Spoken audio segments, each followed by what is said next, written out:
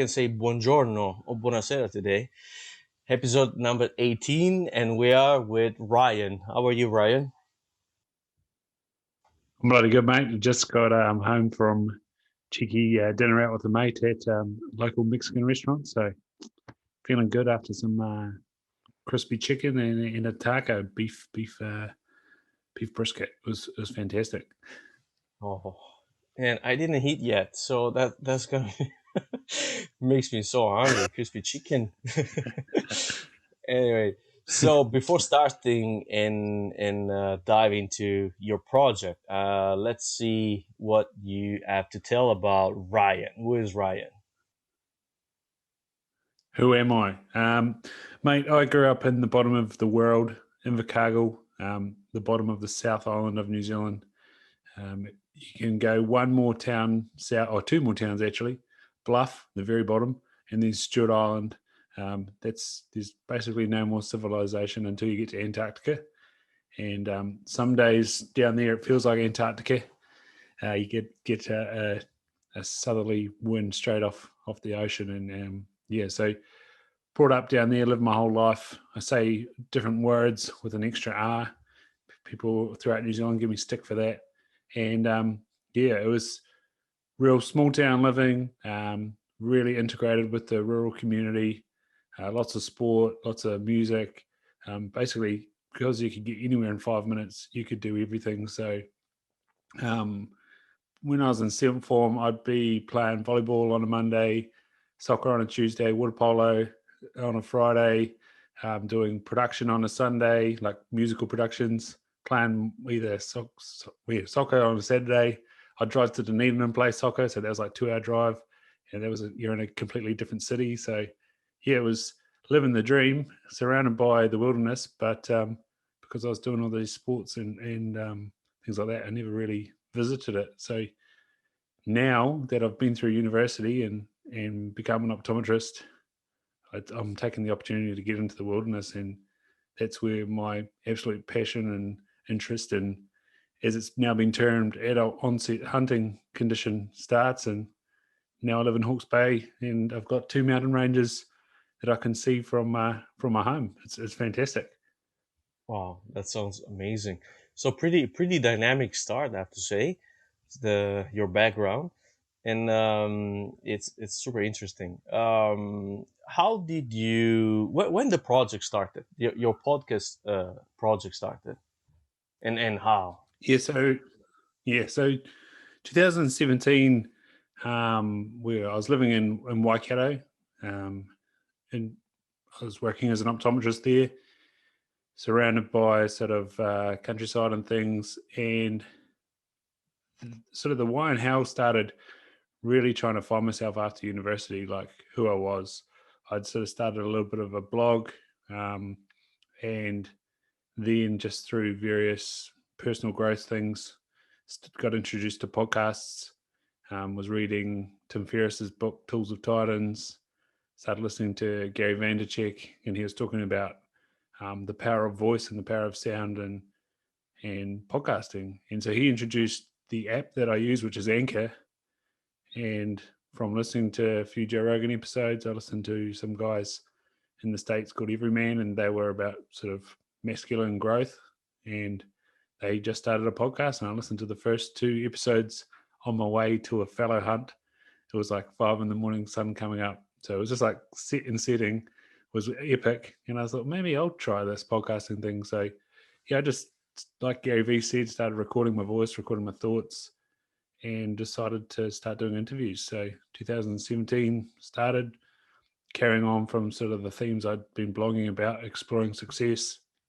And along the way, I came up with the sort of tagline of exploring life less ordinary. And that's sort of gone from there. So a lot of it was about health and mental place and sort of people's journey, sport, being fit and healthy and ready for the world. And around the time of the first TAHR sort of stuff, I hit on Joseph Peter, and we got talking about hunting. And as you know, with the hunting community, it's pretty small, and started talking to a lot of hunters as well. So that sort of got included in a podcast that's called the STAG. For a long time, it wasn't even about hunting or stags.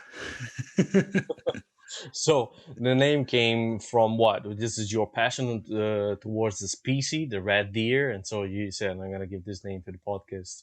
Right? Yeah, bro. Things So, like that. so, so in Southland, our rugby team's called the Stags, and there's a challenge shield in New Zealand rugby called the Ranfurly Shield, where the holder of that shield has to defend it every time they have a home match. So when they're the Uh huh. home team, they've got to defend this shield. And Southland is kind of a infamous team where we win every now and again, but not very consistent type thing.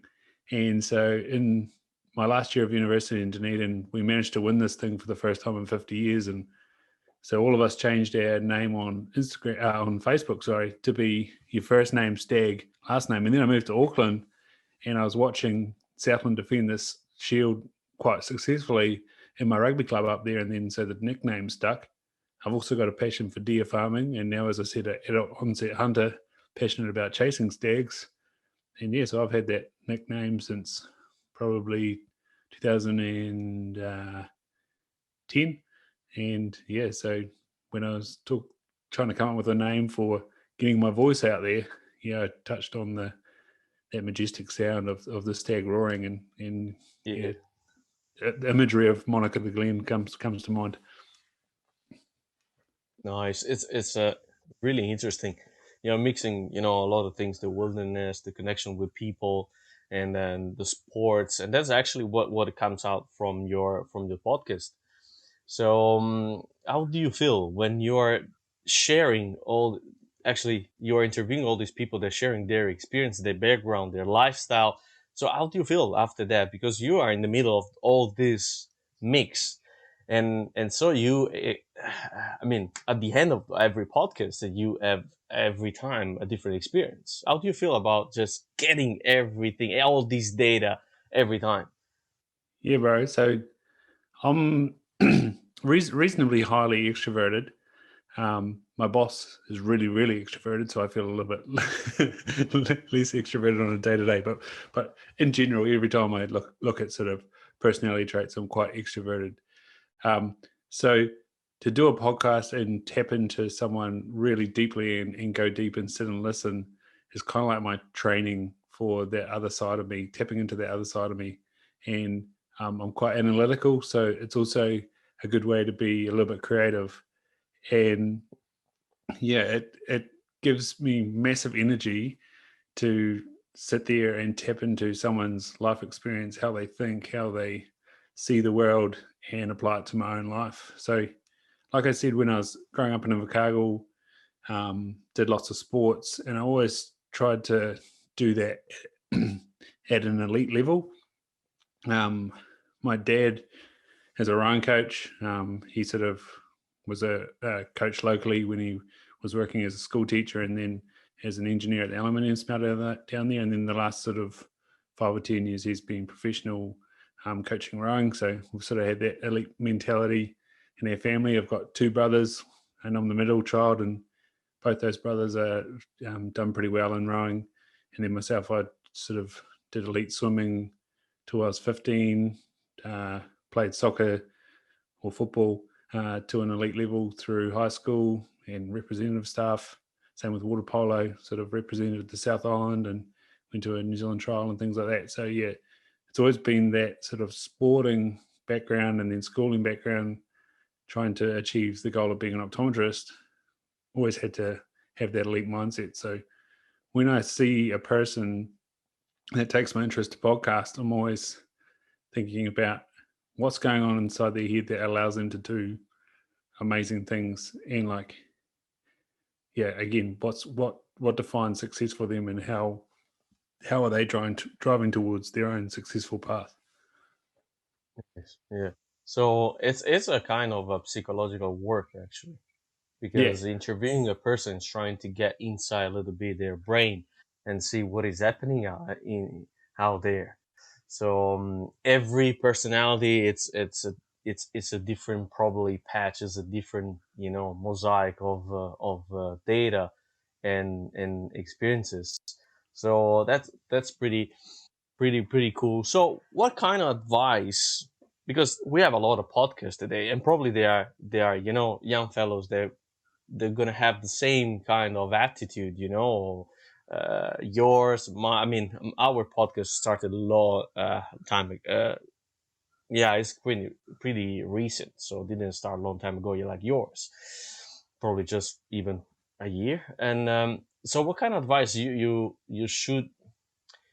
feel you want to give to maybe some young fellows that have this kind of wilderness project and want to start and open a project like yours and have a podcast? How pick you up the different people? It's there is you think there is some kind of super secret to make the to appeal to the listeners, or just like a random things, the first things that you have in mind and say, okay, go pick up this one.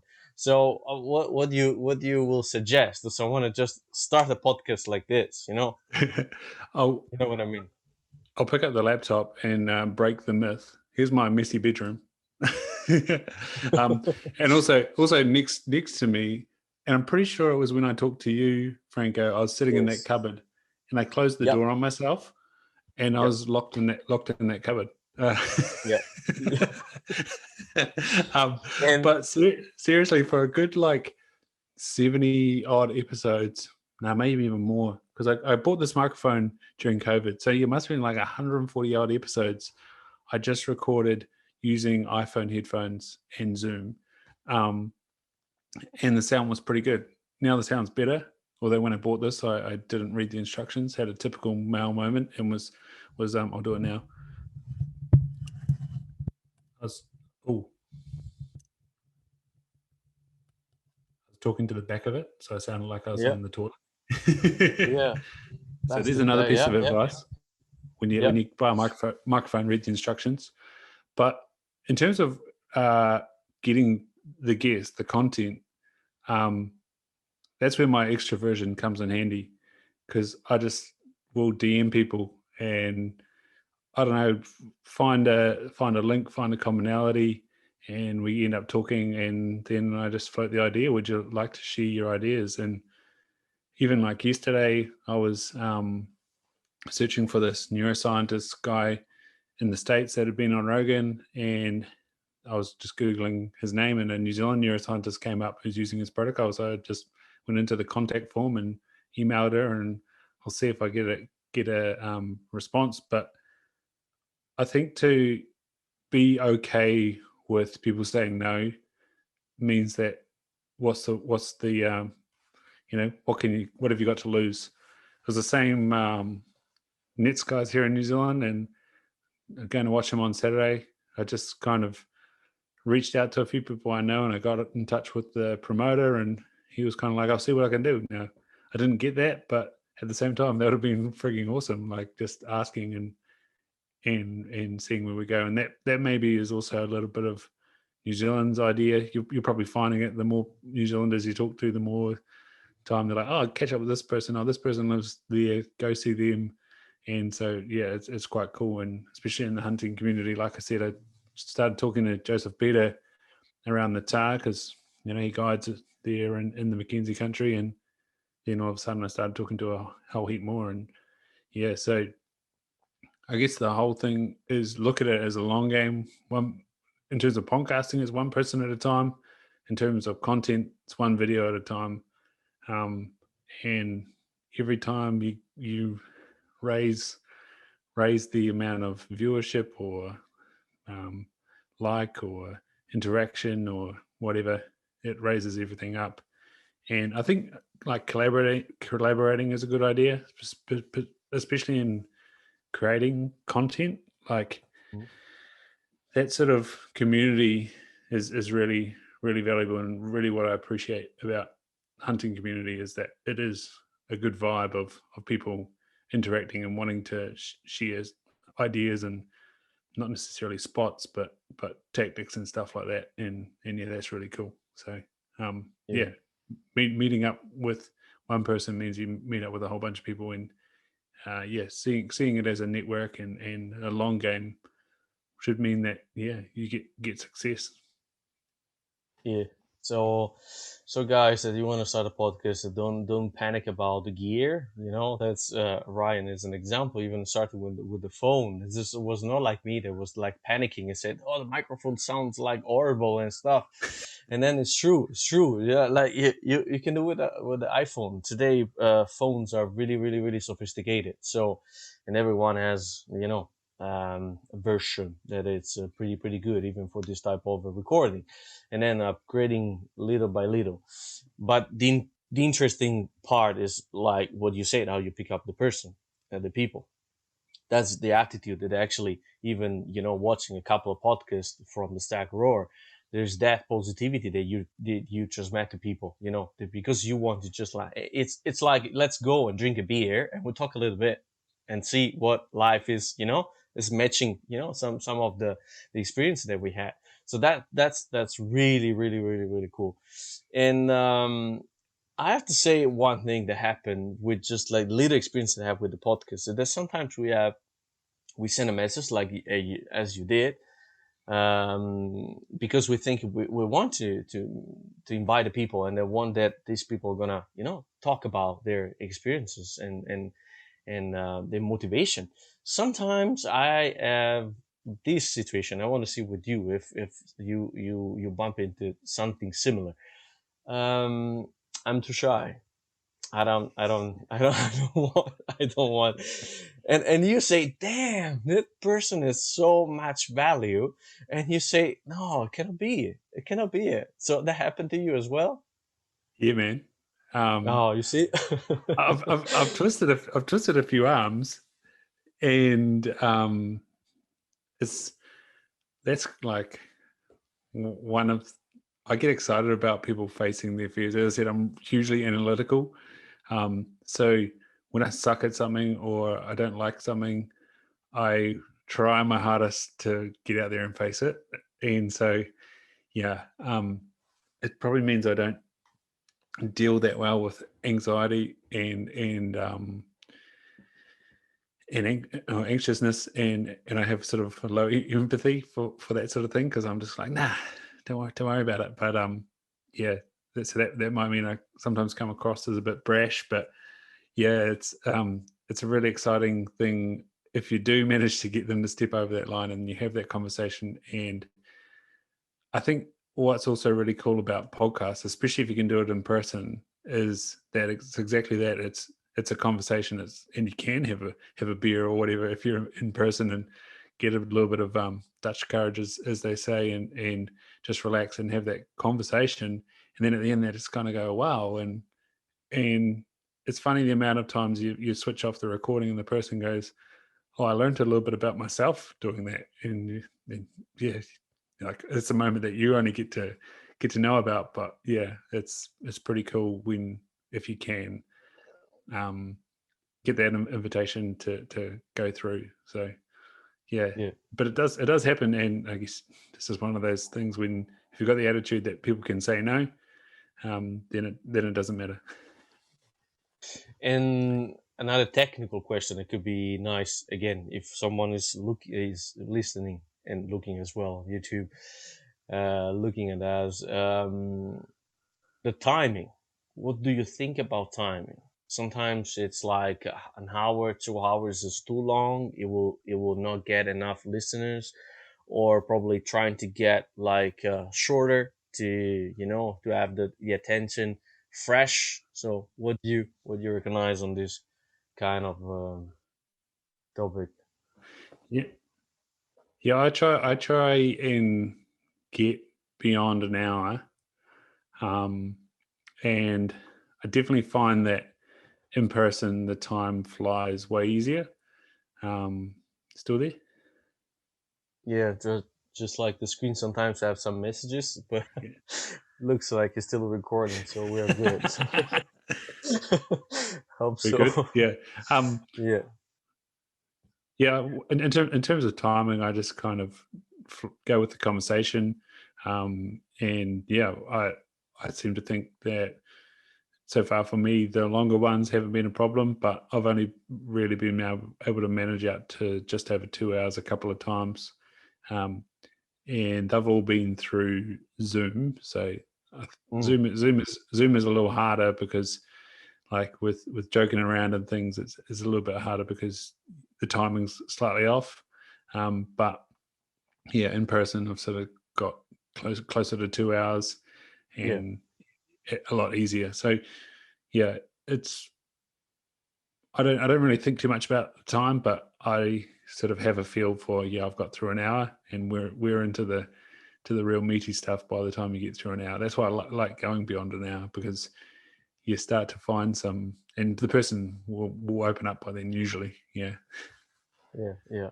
Or what happened to me, I don't know if we did like this previous one when are really long, we tried to probably cut in two parts, or Mhm. when they're and yes, I mean it's not really super easy, to get someone to listen for all the podcast, especially when you want to start, when your podcast it doesn't have any traffic on the platform. So, but anyway, this Is is that you guys are mostly doing it through YouTube, is that right?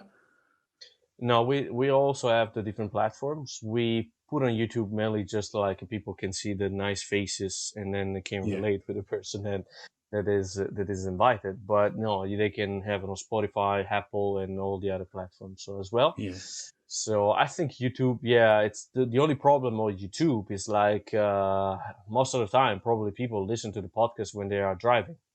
Yeah. And YouTube, it's I mean, doesn't make sense. Otherwise, we're gonna trying to advise people, please don't watch YouTube podcasts when you're driving because Yeah. so no, it could be dangerous. Anyway, don't watch anything on the phone when you're driving. um so, but I don't know, probably I had a couple of times where people saying that, oh, I was listening in a car, your Yeah. podcast, and then when I was home, I switched to YouTube because I wanted, to see it. So that was Cool. that was nice. Yeah, that was cool. Yeah. So yeah, it's nice, the type of interaction that comes from the podcast, and then you receive messages about the podcast that you did long time ago, and you say, oh, nice, I listened to that podcast that you're talking about the pathology it's about, and have this kind of deer. I didn't know if it was possible to eat, and I was happy. I mean, I was happy about that. The guy went to find that kind of episode. Yeah, man. So anyway, That stuff's awesome. And like, before I got into optometry, I had to do postgrad, and so I did anatomy, and my focus was on like reproduction and neuroscience. And so, like hearing you talk about like animal physiology and anatomy, like again, was another one of those things where I could integrate my like passions and interests with what I do in the wilderness. So it was yeah, awesome, and hearing you and Tomasi, was that right? Tommaso, Spotting vet, Tommaso, yeah, Tommaso, yeah, Tommaso, speak yeah. about all those things. I was just like, oh, this is awesome. And now, because you opened this kind of topic, I'm gonna ask you a question. Then it's about like every hunter, preparation. It's different for every country, because I have even another podcast with a guy in the state that was trying to edit that podcast, and we talk about again pathologies and the zoonosis. So, and he was super interested and say that he had a connection with the German hunting type of hunting license, and he says it's really sophisticated. There's years, and there is a lot of discussing this type of disease pathology to prepare the hunter when he's in the field and he's going to face probably these kind of problems. So, and I come from Italy, so it's another type of license. I got my license in France, so another type. And I talk with guys from Switzerland and etc. And now here I'm in New Zealand, and this I don't want I don't want to say anything bad, but and now you are completely, let me say that, Western, you know. Yeah. so so I am really confused. So now, question, because even the guy from your state has said I would love to have some programs that trying to push the hunters to know a little bit more about this kind of matters. And now the question for you is that New Zealand how do you place New Zealand if we are talking about, how you prepare the hunters for the outdoors, and we want to compare to the other states? Well, where do you place New Zealand? Yeah, I think It's not it's a tricky question. I'm sorry, no, it's good. It's but good. you're a I Kiwi. think yeah, I think Western is exactly right. Like I was out hunting 2 weeks ago. Took the bow and met up with two bow hunters in a hut, and like it was a super easy access hut. And walking in, I saw a hind and a fawn about a k away, and I was like, "Oh yeah, mean." And then we sort of met up in the hut and walked down to where a guy tripped over some stags the night before, and we could hear them up in the bush, but they never showed themselves. There was a full moon that night, and he probably gave them the shits the night before as well. But yeah, and then we that afternoon we'd heard a shot.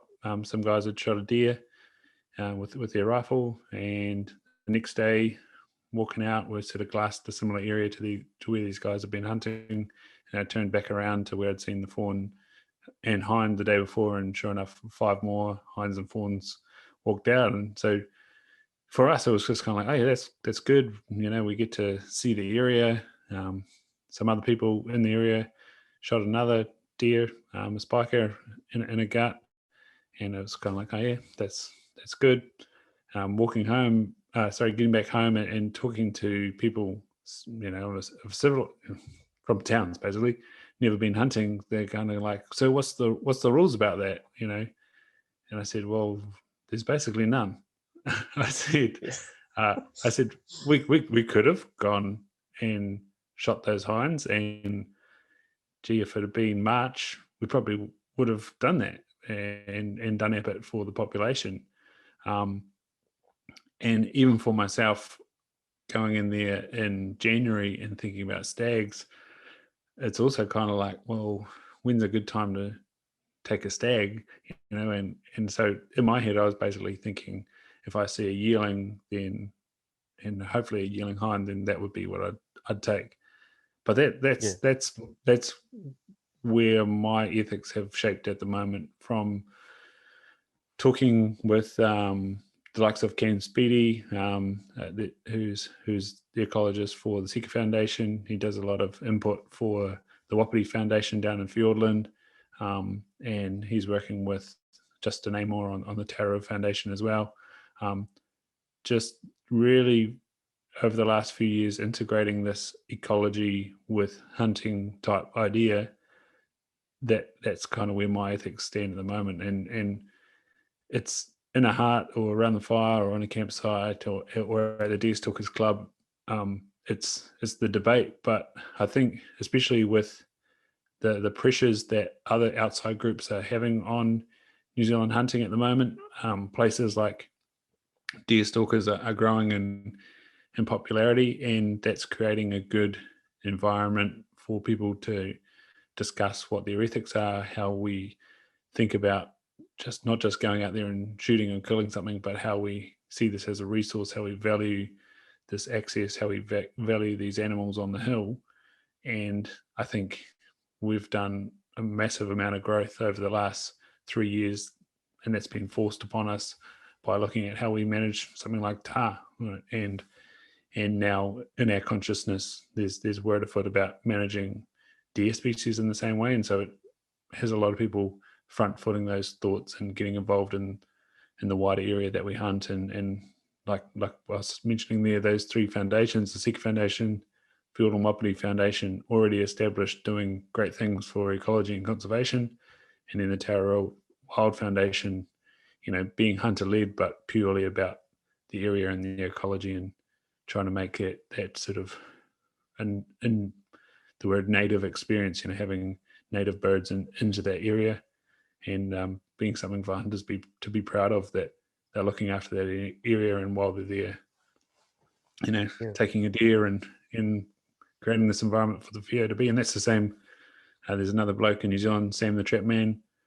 He works up on the east coast, a little bit north from where I am. Again, looking after FIO, and it's the same thing.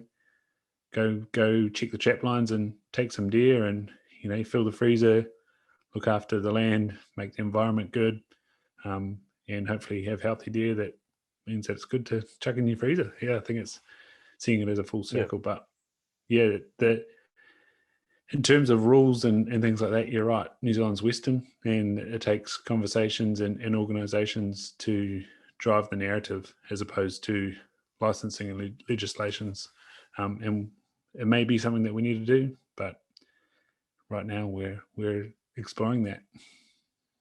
Yeah, because like yeah, I found interesting the fact that you are after getting your firearm license or your permit, if you know hunting with a rifle for the bow, you don't need that firearm license. So you're basically out there. Mm-hmm. You're just out there, and the fact is that people, and I'm talking about just like a couple of experiences that I had, and I found that they were just like young kid on top of the mountains hunting. When you kill an animal and don't have an idea of what the animal is probably carrying, that could be a problem. Mm. That's what it's scared me at some stage.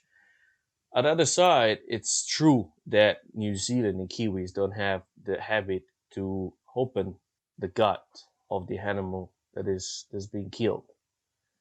There's a difference between, I mean, the Kiwis and the European most of the time. I mean, probably most of the time. I'm saying all the time. We have to carry the carcass down because it has to be checked by a cultural center. Mm-hmm. So that's it's like probably where the survey comes. You see, the big gap is that they bring a carcass down, you pass through a filter. There is that where the survey starts. So I'm Mm-hmm. collecting data from that animal, and that is a research of biological data. And then after, for example, I don't know, collecting data from a bunch like 100 hunters of that area, I can understand what is happening with that population, because I found that another strange things. If you're gonna confirm this, I mean, you're gonna tell what you think about it. That there is this kind of things, general rules. Don't kill the hinds, kill the hinds, kill the nanny, don't kill the nanny, kill the old bull, and after a while, you think if you're someone coming from a different context, you really feel like, what the hell, Mm-hmm. Mm-hmm. This is what happened before. You remember when we had the podcast like with Patrick, that what it was happening, the big culling. After I found out that actually it was like the animal targeted was most of the time was nannies, and then it was like hunters don't kill the nannies.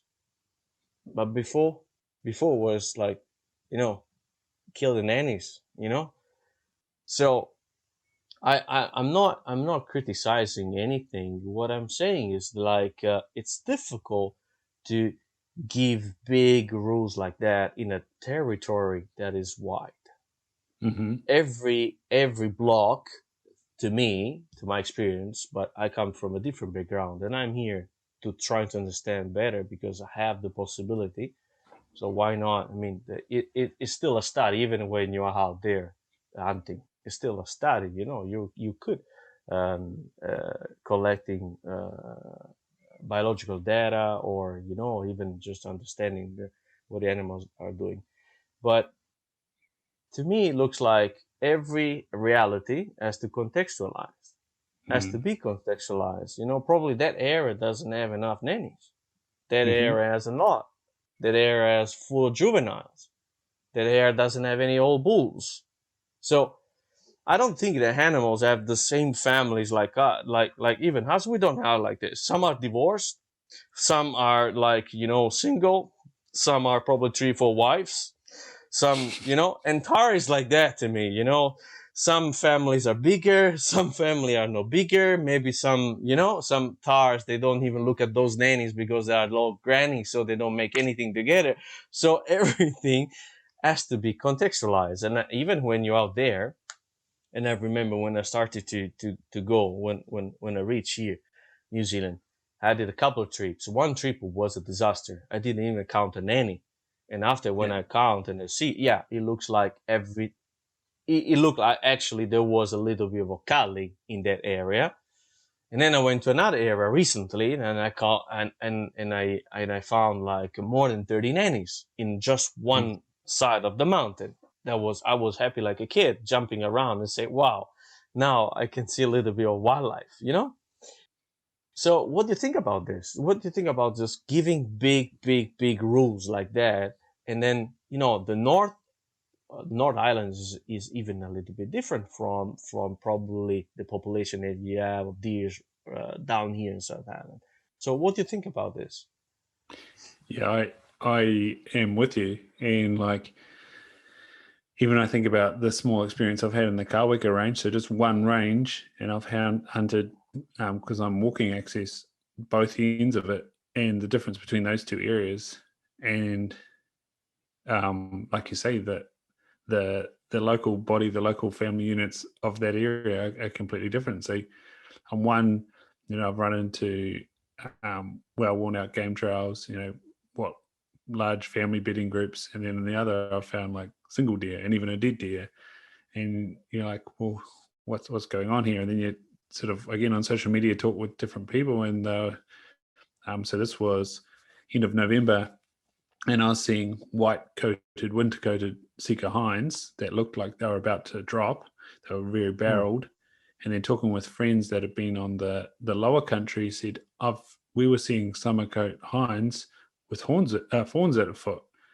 And I was just like, well, yeah, how do you, like you say, how do you then take that opinion of, oh, shoot all the hinds? And it's like, well, just outside of the fawning period, and know the fawning period for that area. Now it is going to be like 1 to 2 months that the yeah, drop, and then sort of that 3 or 4 months for to weaning. But yeah, that takes a big understanding, just of life cycle and things like that. And so that's probably where things need to be taught, and I think that's what SIKA Foundation's doing a good job of. And again, what you're saying about the opening of the gut, the monitoring. SIKA Foundation want people to drop in the jaws. Same with the WAPITI Foundation. You bring in the jaw. They want to test how much WAPITI is in that. How much of a yeah, hybrid it is, that sort of thing. So those, and again, they are small catchments, and the likes of the WAPITI Foundation, that's again smaller ballots, so they know where that jaw came from, what area yeah, in that wider scheme. And then same with the management hunts at the SIKA Foundation is, again, they know exactly where the area that those animals are coming from. So I think it does take what you're speaking about with like Europe, the small blocks, to manage small blocks of land. And that's where different organizations need to come in New Zealand. And that would be what I'd love to see from the TAHR Foundation when we're talking about TAHR, is that they have, they already have the management zones on the West Coast. There's, there's different spots in the main divide, a place to report, a place to take note of what they're doing. And it's interesting you have that perspective of not opening the gut, whereas from my perspective, I see people like Josh James on the West Coast teaching people about making the backpack. There's lots of people that hunt on farms, and they're hunting purely for meat, so they're taking full carcass. So they are yeah, gutting the deer and putting it on their back or chucking it on the bike and things like that. But it's more about getting the guts out so that you can carry the carcass so you get as much meat as possible, rather than actually thinking, is it safe to eat what's inside the animal? What if it's a hind, what level of gestation was it at? Is there a fawn? Is there milk? All those things, like really taking into account the animal health as a reflection of the area's health. I think, it'd be cool if that can become mainstream in New Zealand, and that's where I think the various yeah. foundations have that responsibility. And yeah, WAPITI and SIKA are doing a good job of trying to push that. Yeah, I've seen that their work is really, really, really nice research, constant research, and this is what I think it is the key to understand where the good management has to, the direction of good management has to go. So yeah, that's really important. And yeah, I've seen that the kiwi backpack, it actually it needs to be lighter. That's why the intestine and all the other organs that has to go out. But actually, as you said, how many information has took from I've been taken from that operation. And I think it is, even if you are understand that there is no reason to bring down a carcass when you are on top of the mountains. The reason you open it is just like try to understand what that animal has gone through, and this is an important thing. They are like processes that will help the hunter to understand that. But then the fact is that our hunters willing to do that. That's the problem, because probably it's already late. I don't have time to take the picture for the trophy. Um, that's it's probably the question is that how much I want to do that thing. At the other side, if the hunters start to collect the biological data in that way, the role of the hunters change totally, because it's gonna be like that one is out there filtering what is happening in that population, because the first one that will notice an alarm or something that is bad that is happening, it will be the hunter. So, and I have cases, and I have even talked with locals when we launched the our film, and one of the tar that we harvest was affected by keratoconjunctivitis. And talking with other guys, I found a lot of other cases of keratoconjunctivitis. But the fact is that I didn't find any study that tells what is the real agent, the real cause of the keratoconjunctivitis, because it's not being studied. Yeah. So, and then is another thing that is possible to do. It's not really that difficult. It means like every hunter, just like what goes with the swab, in his backpack, and then it takes like he can brings in like those tiny tubes that they're used for simple blood, so once it's inside, it's not going to be contaminated, and then into the hive, put in the backpack, and then the fact is that you have to bring to someone that is going to analyze that. So is a possible project we have done in Italy. I've done that for my thesis, and we've done even on chamois, because the study was on chamois. It was done on animals that were not sick, because we want to understand if the agent, if the bacteria or the virus was inside, even not causing any problem. Because the idea was like, even some animals have a little bit more stress, or the body condition not that good, probably that that bacteria can get advantage of that situation, and boom, then explode with an inflammation, and all the keratoconjunctivitis that there's going to spread, and blah blah blah. There are a lot of things that are possible to do. There are a lot of things that are possible to do. Even on a nanny, you can open the uterus, and again, you understand what kind of stage she was of the gestation. And that's another interesting thing, because as I've spoken to the Professor Lovari, there is a theory that probably say that there is a delay when the gestation is like frozen in the TAHR, but no one knows, because none of the studies have been done. That means that you have to take a number of nannies and find out what if this theory is possible. But you have to see the uterus, you have to understand if there is an embryo, you have to understand the ovaries. So all these things, they are possible, because New Zealand has the resources. That's the thing. That's the big things that New Zealand has compared to other countries. It's not just like, this is the sad side, if you want a little bit of all the matter. The New Zealand is nice, and everyone knows TAHR is good, the mane, the horns, and the hinges, but there is a lot of value behind the species that probably is not being explored yet. Yeah, and I think our problem when it comes to that is that our veterinary science is concerned with agriculture, and that's probably where we could bring the wild into this, because they're potential vectors. Yeah. of disease, and then Yeah. our ecological science is concerned with elimination of introduced species. And so Yeah. that's where there's this gigantic gap, like you say, in understanding these resources that are our wild game animals that are in abundance, actually understanding about the species. The ecologists will know everything there is to know about a kakapo, but no one in New Zealand, well, not no one, I don't want to blanket that, I don't know that, but it appears that there's not someone from the academic side of ecology that wants to know about our introduced species, wants to know about their life cycles, their statuses. And yeah, I say no one, but of course, James Petty's the example, but he seems to Mm. be like the only person.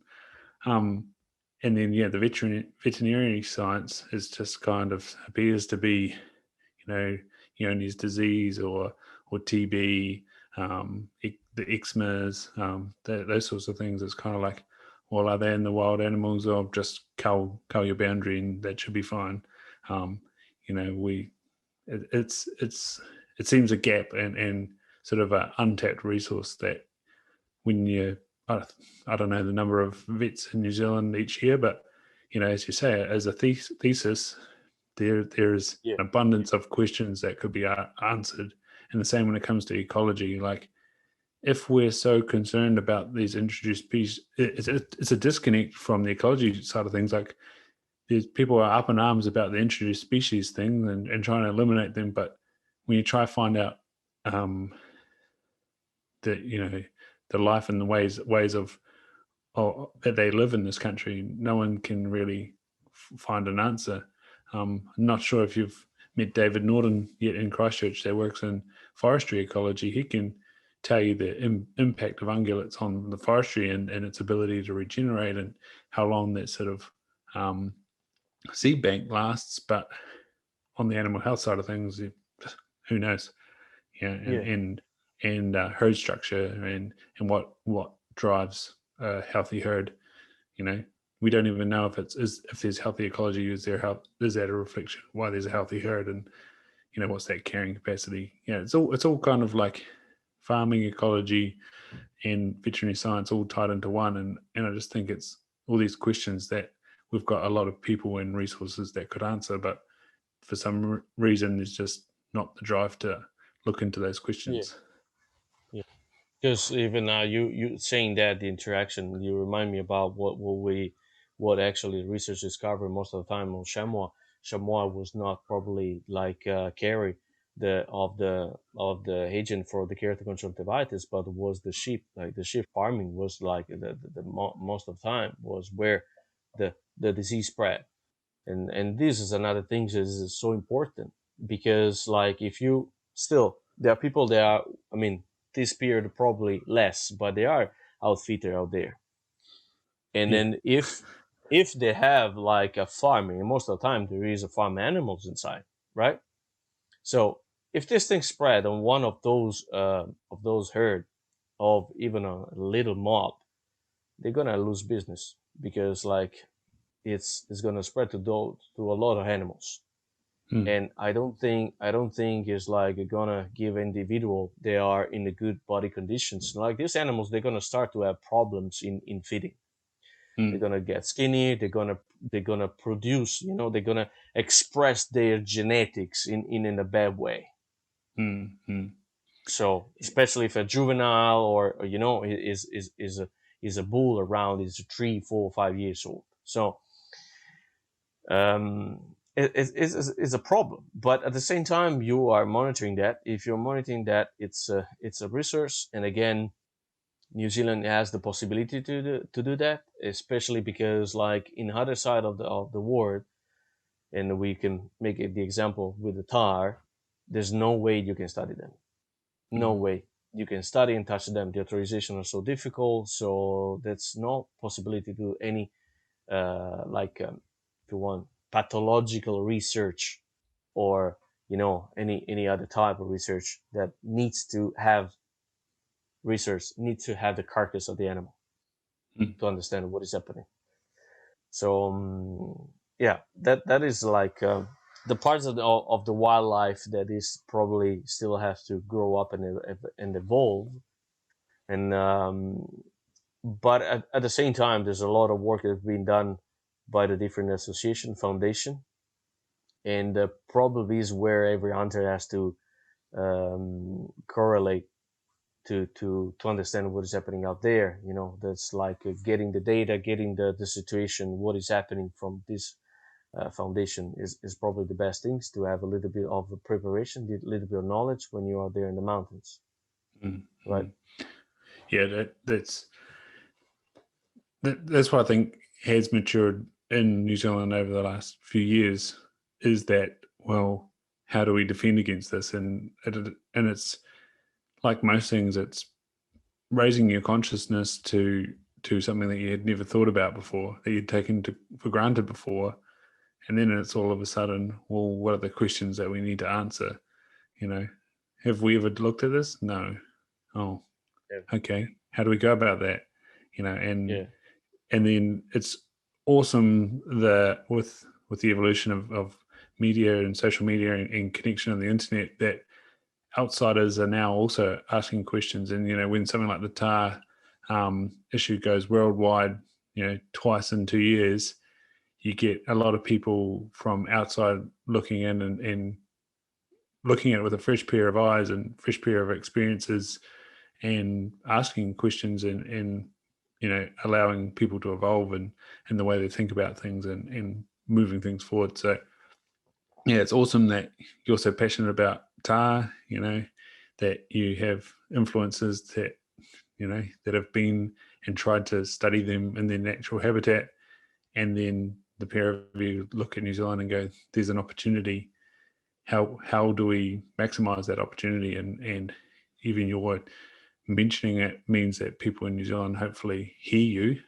And that was partly why, you know, I wanted you on my podcast, because I wanted people in New Zealand to hear you and hear your thoughts and hear the questions you've got about TAHR in New Zealand. And hopefully the people that, you know, have the ability or are involved in the foundation take note and start to explore that. And like, you feel sort of half-hearted saying these sort of questions and answering these sort of questions, and you're not pointing fingers, because it's kind of like, well, what am I doing? It's like, what I'm trying to do is trying to be involved in my backyard, which is trying to be involved with the Save the Kiwi trapping line in the Kawakas, in particular in the Mohaka where there's Fio. Looking at helping Justin out with the Tararuas, hoping to get up to a Portakey and help Sam out with the East Coast, and just learn about ecology, and know more about the SIKA that's in this area.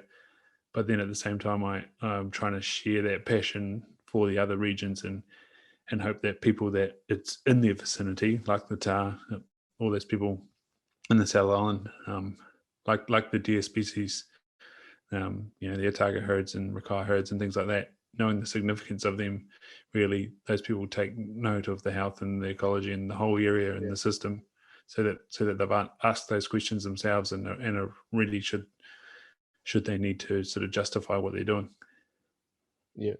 And for what we say before, the fact that hunters is out there in the field and collecting data, I think that today we have every social and every platform you can see there is still this pressure, this battle about anti-hunters. They're pointing the fingers to us because we is a cruelty, hunting is wrong, and blah blah blah. And when I think about that, it's just like changing the role a little bit of the hunters and collecting biological data. That's just a good argument to put in front of the anti-hunters, because like we need hunters if we want to manage the population. And when the hunters start to have the kind of role, it's a changing life completely, because it's not just someone out there just harvesting an animal. It's harvesting an animal, but from that animal, we are collecting data because we want to manage the population. There's no management possible without any data. And you cannot just collect the data, especially in New Zealand, just like doing sedative on animals, putting them down to sleep so you can collect your data is impossible. no one will do that, and there is no way to do that with population that evolve. They have an impact on the environment, so they have to be managed, they have to be controlled. So the moment that you control, you take data on the animal you have to call, and there's a good thing, as a good argument to show and to the anti-hunters. That's it's really a topic that I feel really passionate about, because like today I I'm sure 100% probably we can see what we can do inside the community, instead of saying stop to be like the anti-hunters. It's just probably sometimes we have to just forget what is happening the other side, and just work a little bit more inside the community to Yeah, to and to evolve. it's interesting what you're saying about the hunter plays the role in understanding the health and the ecology and getting the data because they're taking the carcass. That's one of the sort of arguments around the culling of the tahr.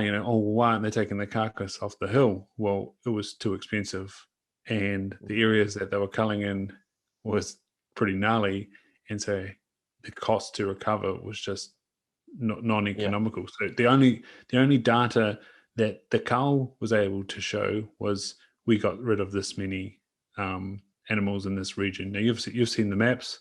I've seen the maps. It's kind of like, yeah, it's a fair amount of animals. And then there's also the maps of what they kind of saw was left. A lot of that was yeah, around citing, yeah, bulls as well. And so therefore it's our job to, when we go into that area, say, I took this animal. Not only did I take this animal, it was this old. If it was a nanny, it was in milk, it was pregnant, it was, I saw another group of, I was hunting bulls. I took a juvenile, or I took a bull, and I saw this yeah, many nannies with kids afoot, feeding. Those sort of extra pieces of data we can do, and yeah, that's where people should execute things like the TAHR app, and just try and share the data so that we, like I say, we change the mindset around what a hunter is. A hunter is a researcher. A hunter is out there understanding this species. The hunter does, it backs up what we say is that we care about this species, this yeah, animal, this game species in their mountains, and that's showing what we're saying. It's backing up yeah. what we're saying.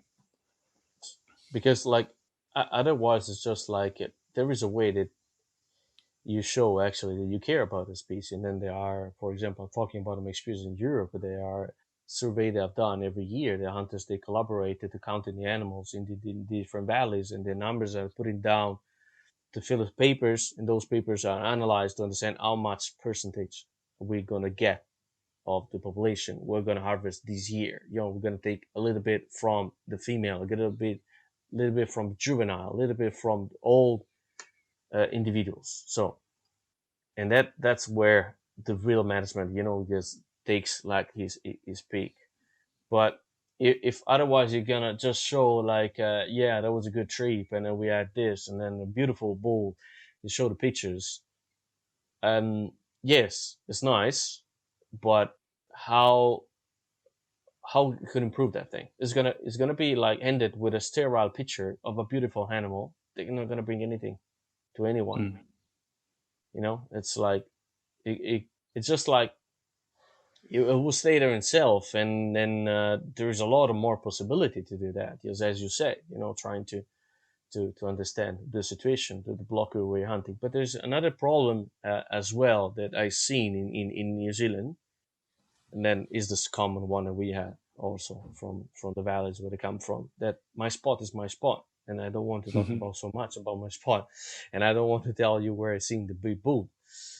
That's a part that could be tricky into in collecting data, because I don't think it will say finding a good spot is a lot of effort, is a lot of years, is a lot of knowledge that goes behind. So that's could be a tricky part. But at the same time, no one want to know where is your big bull, because we want to understand probably if you're seeing a sick animal, if you're seeing something strange on the carcass that you collected, And if you're seeing probably like in a hair, this is just like a desert. There's nothing anymore, and there all the animals on the other side for some kind of reason.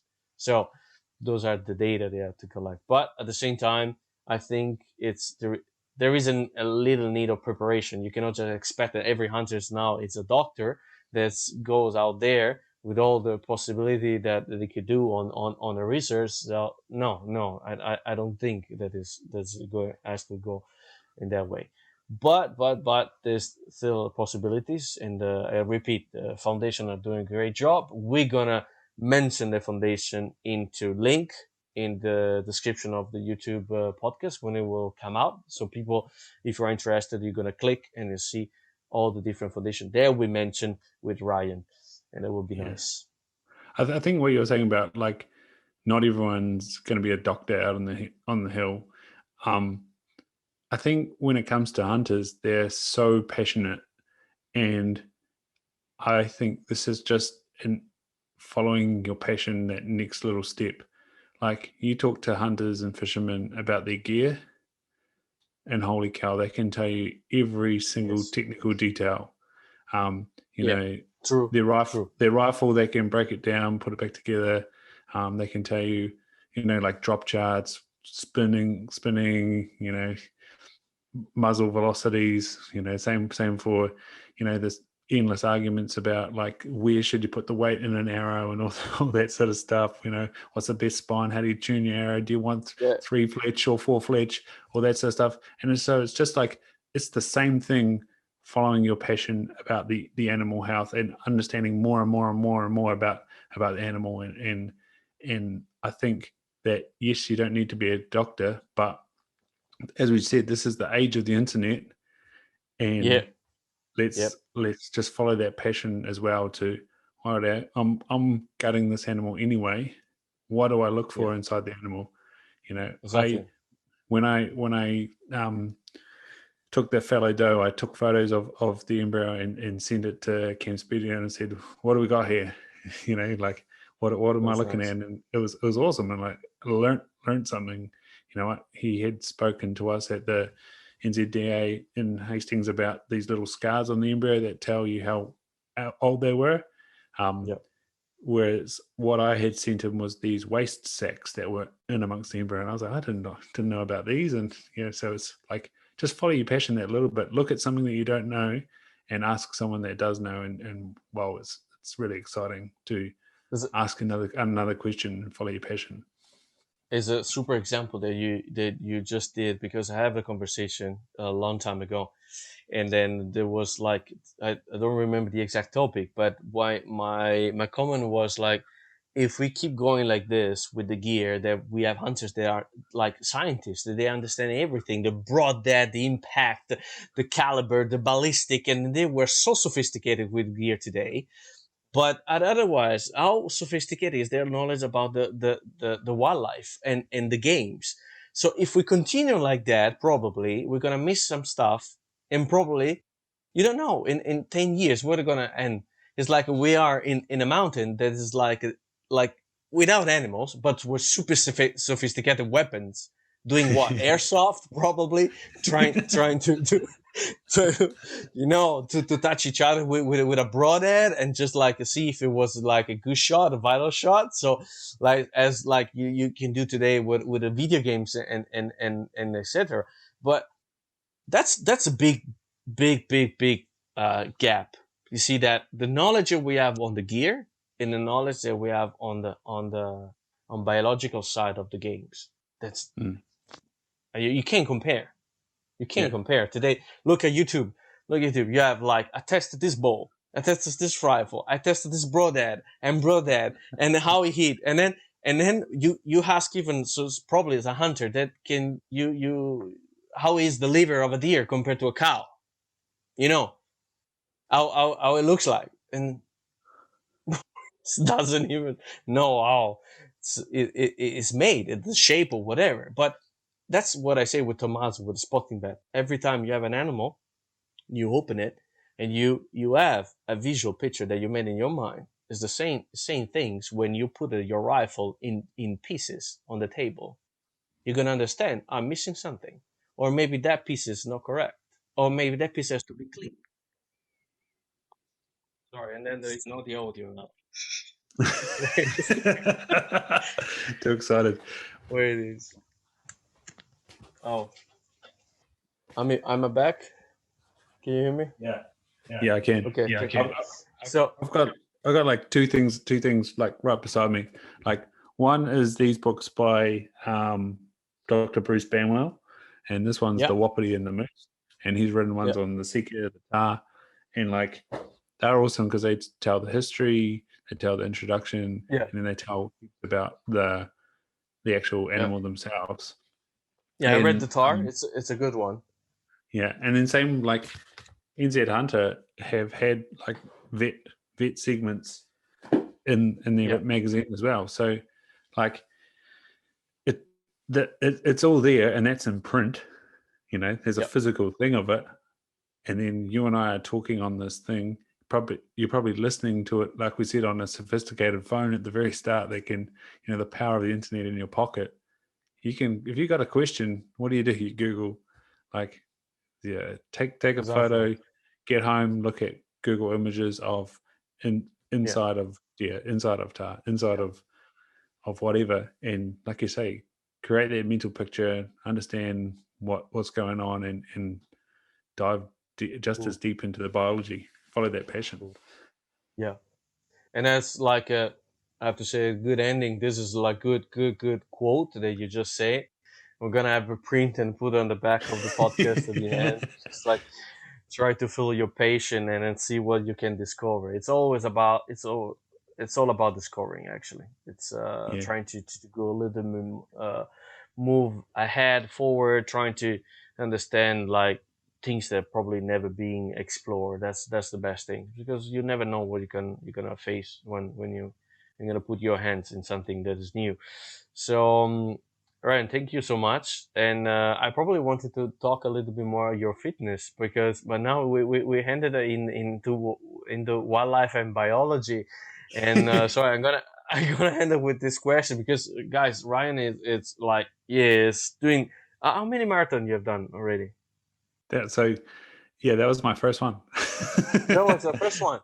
And Yeah. then I remember it was messaging, and then it was like preparing yourself for a marathon. That was the last one I seen in the you published on Instagram.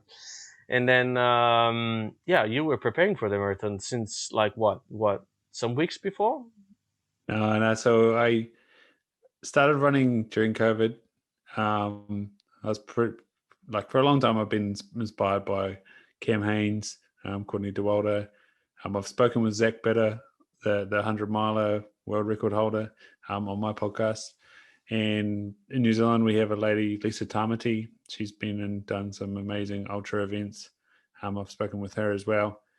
And where I'm from in Southland, there's a couple of events called the Kepler Challenge and the Luxmore Grunt. So they're sort of, I think the Kepler Challenge is 62 kilometers up a hill. So like Wow. um, running and sort of cross country and stuff's been there part of my life as an interest. And yeah, since finishing rugby, it was like, right, let's go get out there and do that. And yeah, so I entered this thing called the Aotearoa Ultra. Um, Originally, I entered 101 kilometers, but sort of about a month out, I ran 47 k's, and it was horrible. So I thought, no, maybe I'll do the 53 kilometer. So I did that on the Port Hills near you there in Christchurch, and yeah, it took 7.5 hours, and yeah, it was brutal, amazing, emotional, all the feelings. Yeah, like smiling, laughing, and crying all happened. But yeah, What happened at the end? What happened at the end? How did you find your body? yeah. Please, So how do you um, feel it? I, oh, it was more my joints, like the ligaments. Was That's probably 6 months training for a 53 kilometers. It makes sense that your joints would be sore.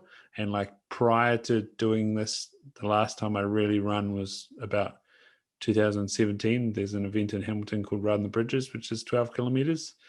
And so that was my longest run. And the longest time I'd ever been on legs was 18 kilometers in a place called the Blue River near So you did Wanaka. 53. You did 53. 53.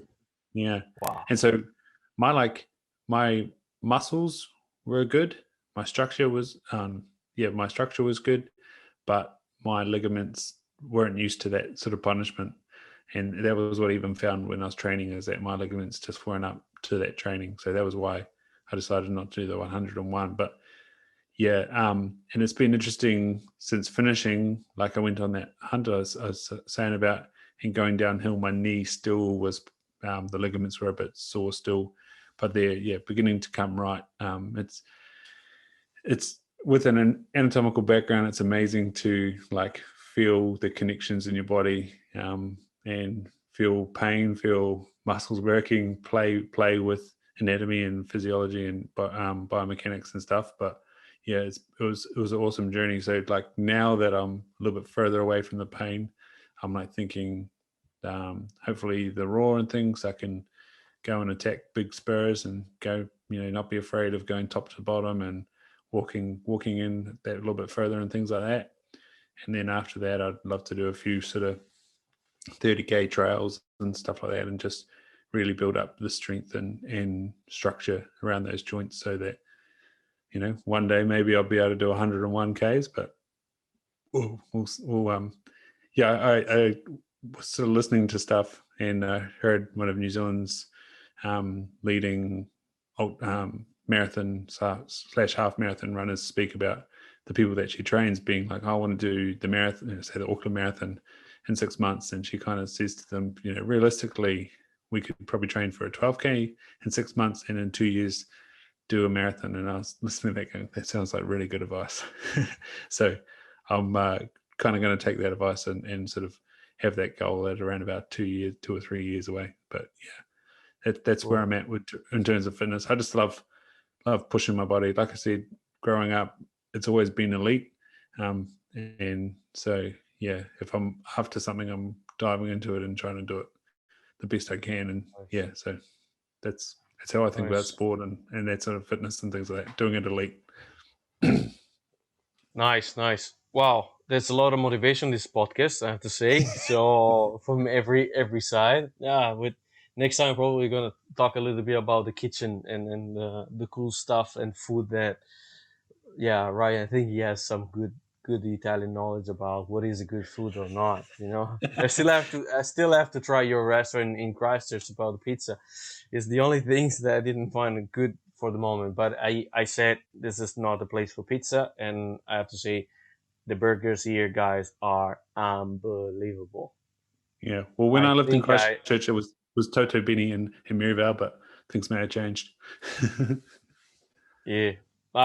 But I have to say that I have a couple of burgers and they are my probably the best one I had since Have you been to Bacon Brothers? Oh yeah. Yes. Oh yeah. They're the best. Yeah. A couple of good places. They are really, really, really good. And then I found out it's a good mix. There's a good flavor at the end. It's not just like one flavor that is good and then I decided no, that's really the taste that is all around. It just no, feels so no, I didn't even. Have you tried beetroot in your burger yet? And egg in your burger yet? No, that one no. Why? Is it really even better? It's just one of those Kiwi classics, putting beetroot and egg inside a burger. It's yeah. I mean, yes. I mean, I don't remember the exact names of what I got because there are all these fancy names of burger. Was the mountain man? It was like this, and I feel like my Joe. I was like a cobra trying to put everything in one bite. But and then all these fancy names, they don't even remember what there is inside. But most of the time, I try to aim for a Angus and the bacon and some veggie. So that's I have to say that. Wow, I have to stop myself a little bit, but otherwise I'm gonna put on weight easily. So Thanks, Ryan. That was an amazing podcast, and guys, don't worry. We're gonna put all the link of Ryan Instagram, the podcast as well is on Instagram, and I really advise that you're gonna spend a little bit of time like surfing and all the different podcasts that he already recorded. And I have to say, guys, it's so beautiful. I noticed that now you have like the pictures of the guest in the middle, so you can see Yeah, blah blah blah blah blah blah blah blah blah, blah everyone. So you can decide according to how they look. You can yeah, you can choose which kind of podcast you're gonna listen next. So thank you so much, Ryan. That was amazing. I really enjoy it. So let's see. We're gonna meet one of these days for sure. yeah, man. And okay. So thank you so much. Thank you. Thanks for the advices. Thanks for the challenges. Thanks for the motivation. Ciao. Ciao. Kiss. Bye. Bye bye.